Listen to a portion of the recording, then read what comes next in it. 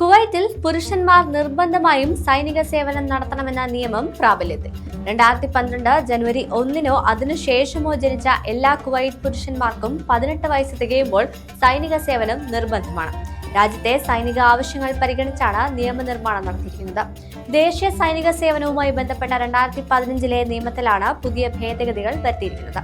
സൈനിക സേവനത്തിനായി പേര് രജിസ്റ്റർ ചെയ്യാനുള്ള സമയപരിധി 60 ദിവസത്തിൽ നിന്നും 180 ദിവസമായി വർദ്ധിപ്പിച്ചിട്ടുണ്ട്.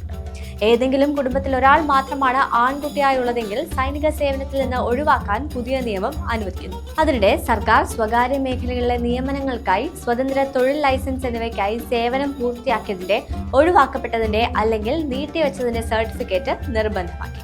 സേവനം പൂർത്തിയാക്കിയവർക്ക് മുൻഗണന നൽകും. മയക്കുമരുന്ന് ഉപയോഗം സ്ഥിരീകരിച്ചവർക്ക് ചികിത്സ പൂർത്തിയാകുന്നതുവരെ സേവനം മാറ്റിവെക്കും. സേവനത്തിന് ഹാജരാകാതിരുന്നാൽ അല്ലെങ്കിൽ വൈകിയാൽ ഘട്ടം ഘട്ടമായ ഭരണപരമായ ശിക്ഷകൾ ഏർപ്പെടുത്തും. സജീവ സേവനം പൂർത്തിയാക്കിയവർ 10 വർഷത്തേക്ക് പ്രതിവർഷം 30 ദിവസം റിസർവ് സേവനത്തിൽ പങ്കെടുക്കണം. അല്ലെങ്കിൽ 45 വയസ്സ് വരെയാകും സേവനം. തടവ് ശിക്ഷ അനുഭവിക്കുന്ന കാലയളവ് സജീവ സേവന കാലയളവിൽ ഉൾപ്പെടുത്തില്ല. നിയമലംഘനങ്ങൾക്ക് തടവും പിഴയും ഉൾപ്പെടുന്ന കർശന ശിക്ഷകൾ ഉൾപ്പെടുത്തി.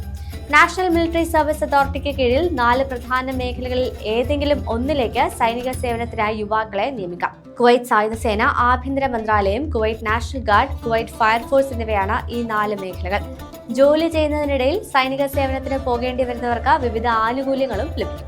സൈനിക സേവന കാലയളവിലും അവരുടെ ജോലിയിൽ നിന്നുള്ള ശമ്പളം, അലവൻസുകൾ, ബോണസുകൾ എന്നിവ നിലനിർത്തും.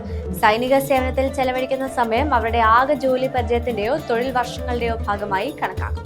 ദേശീയ സുരക്ഷ ശക്തമാക്കുന്നതിന്റെയും യുവാക്കളിൽ രാജ്യസ്നേഹം വളർത്തുന്നതിന്റെയും ഭാഗമായാണ് ഈ നടപടി വിലയിരുത്തപ്പെടുന്നത്.